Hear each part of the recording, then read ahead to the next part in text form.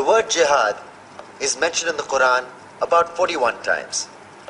The words mercy, peace, and compassion are mentioned about 355 times. Yes, come in. Come on in, Biraz. Sit down, please. Contrary to popular belief in most Western cultures, Islam is a religion that preaches peace and tolerance. Yes, Patricia. If Islam truly is a religion that preaches peace, then how come the world's most troubled spots, the West Bank, Afghanistan, Pakistan, Iraq, they're all plagued with Islamic terrorism? Well, that depends on your definition of terrorism. Some might argue that the U.S. invasions of countries like Iraq and Afghanistan are also acts of terrorism. No, those were acts of war to get rid of despotic regimes. Or a means of getting at a country's oil. Conspiracy theories. Well, May I? Yes, please. Go ahead, Biraz. Mr. Khan is right.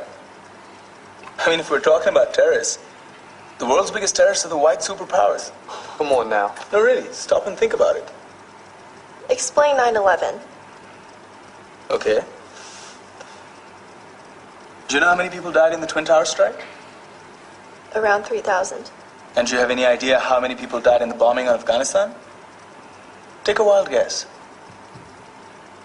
More than 15,000 people died. And that's just conservative figures.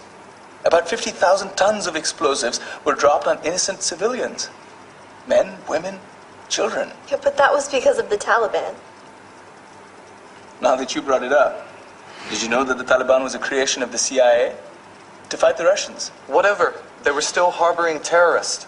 Yeah, right. Terrorists that were never found. Just like the weapons of mass destruction that were never found in Iraq. Do you want to get into the death toll in Iraq? 500,000 civilians and counting. And what do Britain and America say when they don't find these weapons? It's simple. They just say sorry. And still refuse to relinquish control of these countries. What are you trying to say? What I'm trying to say is that just because you're American, wear a fancy suit, and call yourself the president, doesn't make you any less of a terrorist.